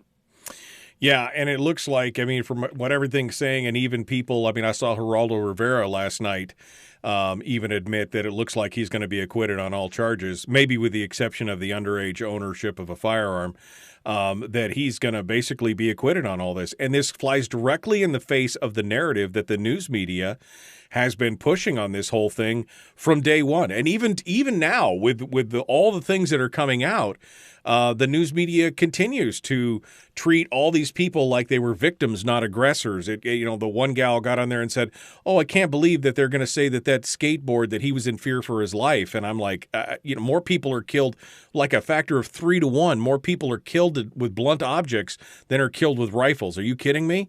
Of course he got hit in the head with the skateboard. He wasn't wearing a helmet. I mean, it could have killed him, could have dazed him, could have cracked his skull. These people they have an agenda, and it looks like anything that flies in the face of that is the cognitive dissonance is real at this point. Yeah, absolutely. And one other interesting point that came out in his testimony was the fact that he mentioned that he would have preferred to have carried a pistol, but he wasn't of legal age to own a handgun, and therefore he chose a rifle. And that was sort of another interesting choice, interesting moment to hear a little bit about his mindset. But he was just there to help other people, and obviously wanted to protect himself in case it came down to it. And unfortunately, it did come down to it for him. He had to use his firearm in self-defense, and I just hope that everyone involved in this incident, whatever happens, I hope everybody finds a path forward, because this is a really traumatic event. And it's just when I think about how much our country is hurting, right, and every time there's a an incident like this, it's super polarizing, right? And you sort of have the supporters and the detractors, and it just seems to, at the end of the day, drive more wedges, right, between all of us, right, and we're seeing that that's just not good. Well, we're seeing that in the politicization of the trial itself, right? I mean, from the very beginning. I mean, he was charged within 48 hours, $2 million bail. First of all, they don't normally charge people that quickly because they don't have all the facts yet, but they had already charged him 2 counts of murder, 1 attempt of attempted, and a handful of other minor counts, and he was on $2 million bail. And somebody mentioned in the chat room earlier, remember that kid that went in and was shooting up the school, and he got out and was out within 24 hours having a party with his family. He got out on $75,000 bail. Rittenhouse has already spent 2 months in jail. I mean, this whole thing is, and just the politicization of it, it's leading to that polarization. The media seems to be leading the charge on those things. Yeah, it's very disheartening, but I think it is super important for all of us to, continue talking about it and shining the light and shining the light on the truth and understanding how the media and how politicians and other, celebrities and stuff can really manipulate the narrative. And, when I think about justice, right, and what does equal protection, under the law really mean? Well, it should mean that everybody's treated the same, right? It shouldn't really matter, right, the color of your skin, your gender, your sexual orientation. And it just seems like there is this constant imbalance of justice and how our criminal justice system, applies the law, right, to different Americans across our country. Yeah, no, it's pretty astonishing to watch, but I guess that's where we're at right now. Chris Cheng, TopShot champion, down to the last minute here. Any final thoughts on anything else that's going on that you want people to pay attention to or things you're doing? Well, I guess I'll just say on a personal note, I hope everybody's doing something great for Thanksgiving.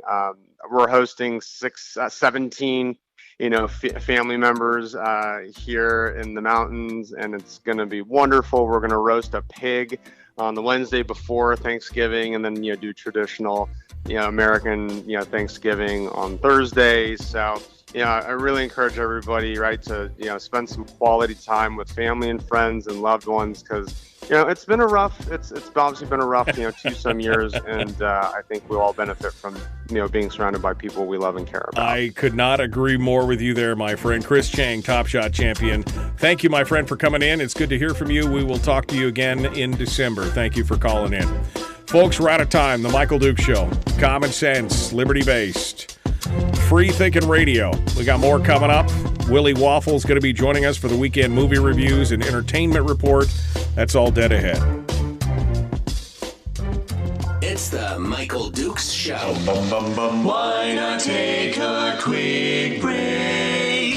Be right back. Streaming live every weekday morning on Facebook Live and MichaelDukesShow.com.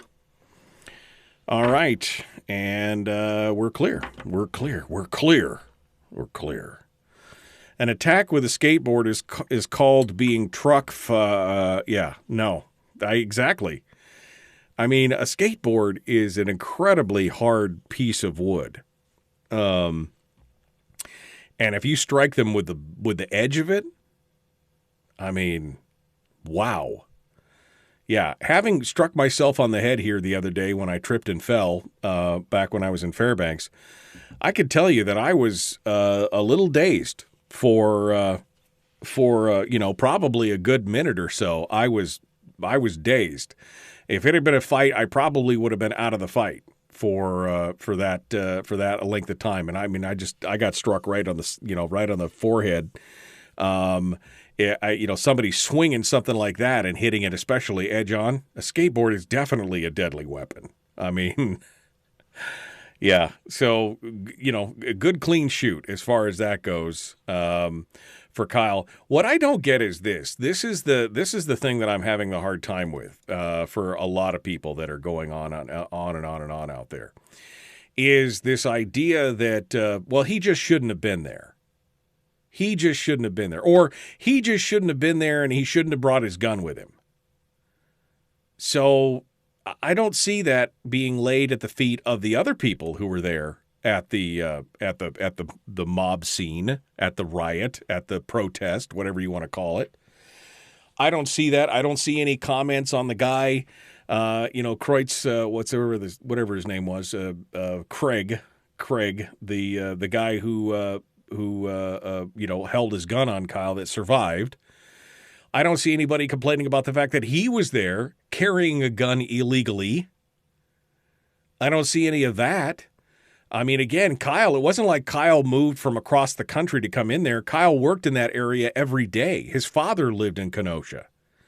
He had roots in the community. He had ties. He had been asked and volunteered to go in and help business owners who were saying the politicians were telling the police to stand down. And when you create that vacuum like that, people step up to protect their own. They police themselves. But no blame is going to the politicians who told the police to stand down and were allowing the rioters and the looters to go absolutely crazy. Well, he should have just stayed home. Well, why? I mean, first of all, this is America. I should be able to go wherever I want to go. And if I want to be able to defend myself, I should be able to, walk freely down the street and not be in fear. I mean, he was being chased by the mob. You could see the videos. He got chased. One of the videos that was up. Oh, I just closed it. I was just going to show it to you because it's pretty amazing to watch. You can actually see in the video him being chased down and him shooting one of the assailants. I mean, he was running away. He wasn't trying to attack them. He was trying to get away from them. But that's not how the media portrays it. The media portrays it. It's all, he was looking to go there and kill people. He was looking to go there, It's just astonishing to watch these videos and to see exactly what's going on here. I'm looking for this video real quick to see if I can show it. Yeah, so here's the video. And I got just enough time to play this. And so let me put this up on the screen so you can take a look at it. This is one of the instances that happened. And you could see Kyle, he is running away. You could see with his AR-15 being chased here in this situation, things being thrown at him. He's turning, he tried to fire. The guy comes right up on him. He turns, fires, drops a guy. He's trying to run away. He's not trying to engage these guys. But again, this is just another reason why it was great that they put all this stuff in the cameras in the courtroom so that people could see this for themselves. Absolutely see it for themselves. All right, we got Willie Waffle coming up here in just a minute. We're waiting on that call. He should be here in just a hot second, and we'll be taking that on. You guys want to sound off? You can do so now. We want to say thank you to our friends at Pivotel and Satellite West for providing us with the sponsorship. If you're out and about and you are doing things in Alaska, there are times when having a portable satellite phone for on your person would be a huge benefit for you. And Pivotel's got plans for as little as $65 a month that gives you free incoming calls, an Alaska number, 24/7 customer support, and more. Find out more by going to satellitewest.com and talking with the folks there or going to one of your local dealers. Phones are ringing. That means it's time. We're going to jump into this with Willie Waffle. The Michael Duke Show. Common sense, liberty-based, free-thinking radio.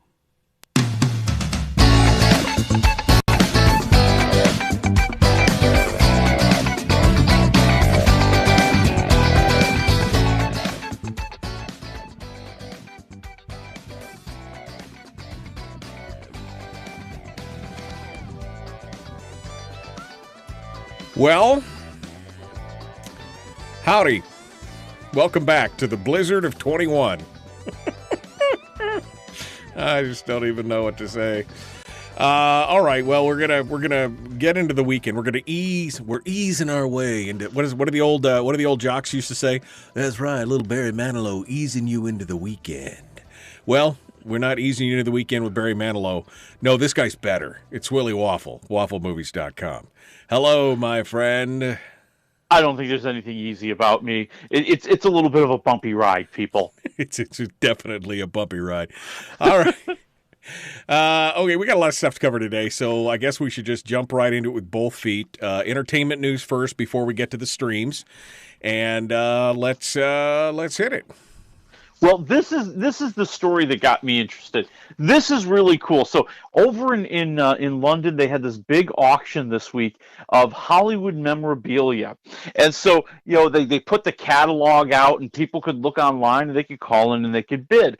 And two items absolutely shocked the world. All right, of all the things that went high priced, here were two of the biggest things that went. Will Ferrell's elf outfit was auctioned off for $300,000. Oof. Yeah. Dang. Yeah. And then the top seller of the week, and this one I can understand a little bit more. Wilson the volleyball. From Castaway. Okay. From Castaway.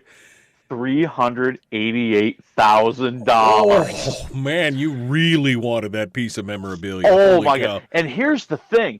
They were putting like estimated prices and estimated bids in the catalog, and each of those were like at maybe $30,000 or $40,000. Wow. It just got that out of hand.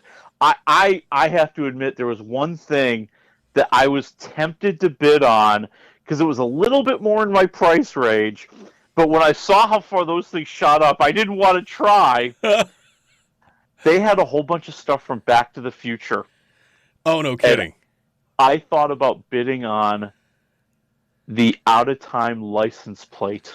Oh, man. How much How much did it go for? I mean, how much were you... I haven't seen how much it went for. But they were thinking a couple $1,000s. Man, that would have been cool. I mean, that would have been cool. That would have been cool. But I was like, dude, that's gonna shoot right out of that range. Like that's gone. It's over.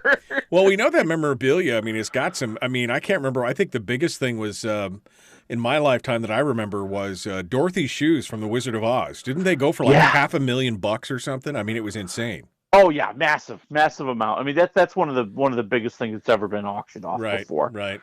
No, once they start auctioning off the stuff from Star Wars, I'm in. But other than that, it's fine, But and a lot of that stuff's going to be hard to get a hold of. I mean, I think there's been a little bit more control over where that stuff went and who still has their hands on it, and I think the people who have their hands on it realize what they have right now. Right, exactly. Yeah, back in the day, people would walk off the set with stuff when the thing shut down, and they'd be like, yeah, I'll take this, as a memento or a souvenir, never realizing that the aftermarket later on was going to explode kind of thing, Yeah. Just think about that. If you were the guy that just grabbed the red shoes because I thought they looked pretty and my kid might want to wear them. $500,000. That's kids hoofing around slinging lemonade for $500,000. All right. How about that Vin Diesel guy, man? I thought he and The Rock weren't talking, but now he's like, please, sweetheart, come back to me. Oh, Vin Diesel's such a tool. Oh God! So him and The Rock have had a feud going for several years since the last Fast and Furious movie they made, where The Rock basically said to Vin Diesel, "You are a JA kind of person," and just kind of thought he said essentially he's kind of a prima donna. He doesn't treat people well. I can't believe this guy is somebody I want to work with. Well, over the weekend, Vin Diesel tried to convince The Rock that he could change. I could change, buddy. And he went on Instagram begging, quote, his little brother to come back. And he talked about how my kids still call him Uncle Dwayne. Oh. And they think about him on every holiday. And out of love, Rock, man, you got to show up for the next Fast and the Furious movie. Okay. I mean, look, Vin Diesel has had some interesting movies. Probably my favorite one is Pitch Black, when he was a virtual unknown. That one was excellent, And he's had a couple other good ones. He voiced the Iron Giant, which I thought was amazing. That's a great movie. But other than that, I mean, the guy, like you said, he comes across as kind of a tool, and it's like that's his character, but it's really him playing his character kind of thing. And so I can understand Dwayne Johnson is a pretty much stand up every guy kind of thing. And so I could see as how that would wear on you after a while. But Vin Diesel is also the money machine behind Fast and Furious. I mean, that thing's made $1 bazillion. So what do you think? Is he going to come back? I think that he's going to make the Rock an offer he can't refuse, because I can get along with anybody for the right price, baby. I think, right. I think that's what it's going to come down to. I think it's going to come down to he basically, his people call the Rock's people and they say, listen, this is the last one. Everybody's cashing in. How would you like $40 million? Right, exactly. Well, and I mean, The Rock did Hobbs and Shaw, which is a spinoff with Fast and Furious characters, and that was a fun romp. I mean, him and Jason Statham. There's nothing saying he couldn't go on doing different types of Fast and Furious movies. He just doesn't have to be in the same room with Vin. But you're right. If you offer me $40 million, I'll put up with you for 3 months or whatever it takes to film it. That'll be fine. That's right. They're going to give him his own trailer anyway. Exactly. I can hide from you. Get away from me. One of the biggest internet phenomenons, which don't spoil me, I haven't seen the end of it yet. I'm still watching it. Squid Games is going to come back. Well, duh. I mean, the #1 streaming movie on the planet, or series, I guess. You knew it was going to come back. Oh, yeah. Netflix was bringing it back in. And I'm really kind of becoming a fan of the writer and the director here, Wong Dong-hyuk, who basically has a great sense of humor about things. Because he said, people keep asking him, like, how much did Netflix pay for the first one? Because it's making so much money. And he'd say, well, it's not like they gave me a bonus when it started streaming really well. And so he said the second season, that's the one that, quote, will make me as rich as the Squid Games winner. Nice. Good for him. What an interesting take. Again, I think I'm on episode 4 or something, but wild, crazy show. But definitely people are talking about it. I see comments on Facebook all the time that I scroll past immediately so I don't get spoiled, but people are talking about it, and it's I guess it's good TV. So we'll be watching for that. Now, something that you're probably going to be into, and I'm sure my wife will want to watch, is the new biopic of Jim Jones, the Jonestown Massacre Kool-Aid drinking cult leader, now getting a big name star to play the aforementioned guy is now been released. Oh yeah, and the Jim Jones story and the story of Jonestown and the Jonestown Massacre is in a macabre way one of the most fascinating stories you will ever see, and really from the beginning, and not just like what happened in the late 70s, but how he started the cult in the 1950s and moved them from like Ohio out into California and separated these people and built this paradise he wanted in Guyana, where also he could be left alone by the authorities. Right. And the man who wants to play him, the man who will also be producing the movie, Leonardo DiCaprio. Well, he is an artsy-fartsy kind of guy, and he's a good actor, so he probably will do well with this. And like I said, I'm sure my wife and I'm sure you will lap this up, and I just don't care. So it's fine. It's fine. I'm sure it'll be good. Can't wait for it to come out. Before we move on to the streams, I have one more piece of entertainment news that I'm going to bring up because it involves two of the shows that we're about to talk to on the stream, Red Notice and The Shrink Next Door. Right now, Red Notice stars Ryan Reynolds. The Shrink Next Door stars Will Ferrell, along with Paul Rudd. But interestingly enough, did you notice that Jimmy Kimmel and Jimmy Fallon last night, or I guess it was last night, did you notice that they were supposed to have Jimmy Kimmel was supposed to have Ryan Reynolds on, and Jimmy Fallon was supposed to have Will Ferrell on? Well, the two guys swapped. They just showed up out of the blue. and said, yeah, he couldn't make it. I'm filling in for him. It is most hysterical 20 minutes you'll ever watch if you watch those two. Nerdist or somebody's got the article up on it. But they came in and promoted each other's movies as if they were somebody. Will Ferrell was answering questions about Ryan's marriage to Blake Lively and Canadian politics, and then Ryan Reynolds was just hysterical on Jimmy Fallon. It is it's so funny, and it was just one of those weird things that catches people's attention and maybe pumps up their movies a little bit more. Did you see any of that? I did not see it, but this is a brilliant idea because let's face it, aren't we all bored with the same old typical stuff? Right. Like, he's going to sit here and he's going to tell some funny anecdote about the movie and how much he really loves it, and it satisfied him artistically, and yet it also is great for the people. People are going to love it. It was great. And to see them kind of mix it up a little bit and do something different, and it was probably a relief for them, too. I mean, at this point, each one of them has probably done about 300 interviews about this movie or the TV series that they're on, and they just want to talk about something else. It's crazy stuff. Anyway, you should go check it out. Nerdist.com has got the article about it. All right, we're running out of time. The Shrink Next Door is Will Ferrell, Paul Rudd.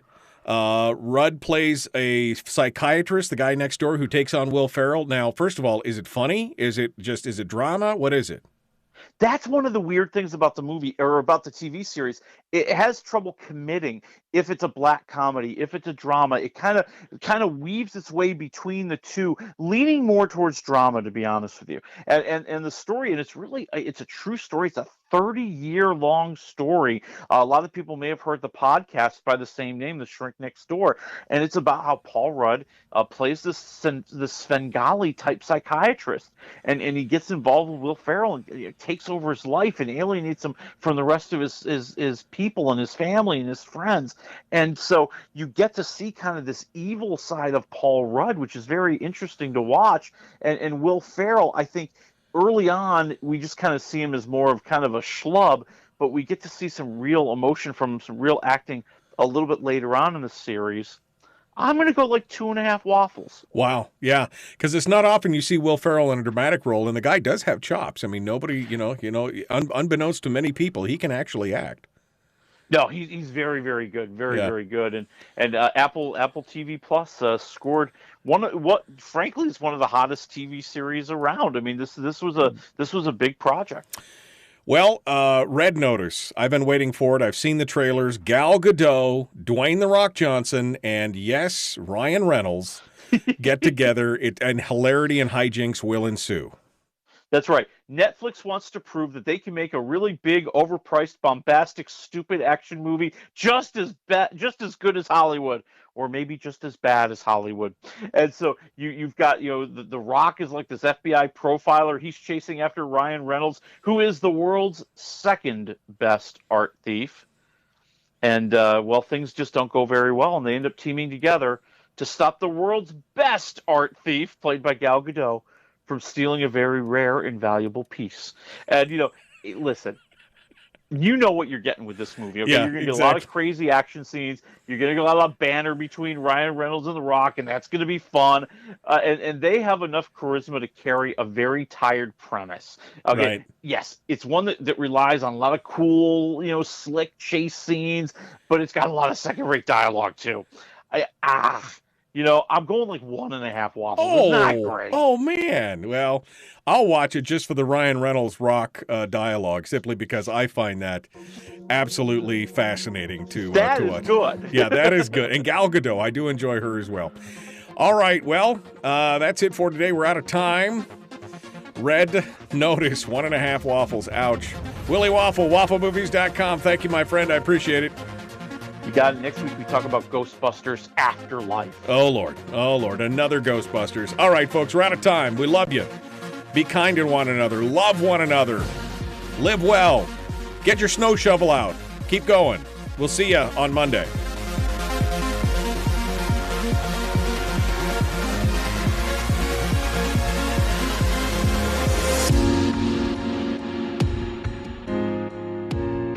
All right, finishing up with Willie Waffle. I know you had two other ones we didn't even get to. Clifford the Big Red Dog, that's a family thing. I mean, not that I don't care about family movies, but I don't care about family movies. The one that sounded interesting, though, to me was Kenneth Branagh, who I think is a brilliant actor and director. He put this new one together called Belfast, which is a story of a young boy like him, like he was, growing up in Belfast during the late 60s. Did you get a chance to see it? I did, and there's a lot of talk about this being one of the Oscar contenders this year, and for very good reason. It is one of those movies that so brilliantly captures kind of the life of a kid.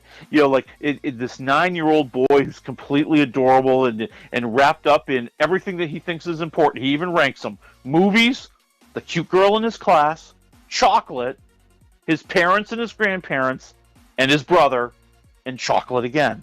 And so, we see these battles that are going on around him in his life, and almost that grandiose Shakespearean tragedy that is school and relationships, right, and all this kind of in the middle of the growing conflict between the Protestants and the Catholics, and his family maybe ending up on the wrong side but doing the right thing. Oh, interesting.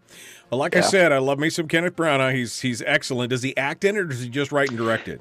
He's the writer and director in this one. Okay, all right. Well, should still be. I would be interested in this. Not so much the Jonestown, but Belfast, Ireland. Kind of what does it look like? That would be interesting to me.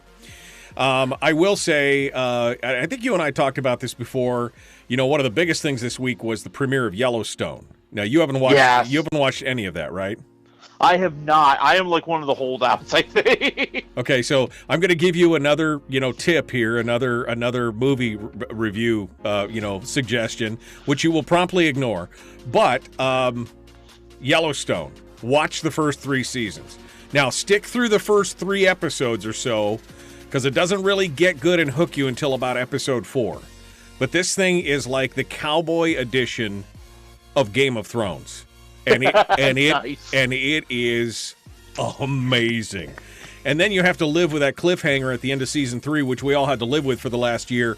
You don't have to do that. You could skip right to the fresh episode of season 4, which is now dropped this week, which apparently I haven't seen it yet. Everybody's raving about it. So that's my recommendation to you, my friend. Feel free to ignore it as usual. Well, yeah, but Amazon has Wheel of Time coming up next week. I don't even want to talk to you right now. I'm going to be so busy. I got a busy weekend next weekend, but I can guarantee you on Sunday I will be binging Wheel of Time, and we will be talking about that the following Thursday. So you best be prepped. You best be ready. Yeah, right. All right, my friend. Thank you for coming on. We appreciate it. Hey, you got it. I'll talk to you next week. Folks, we are really out of time now that I've done the overtime thing with Willie. Thanks for coming in. Thanks for coming out. We will see you Monday.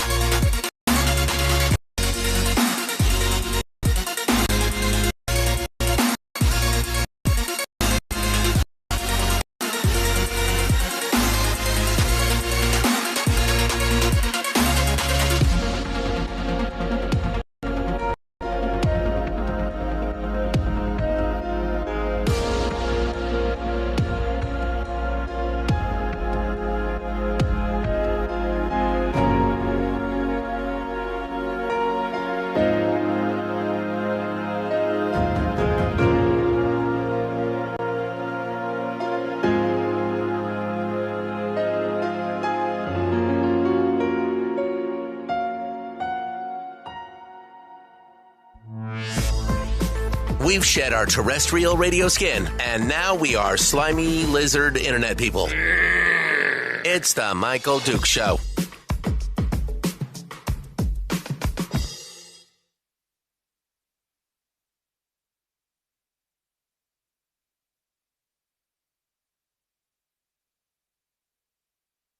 We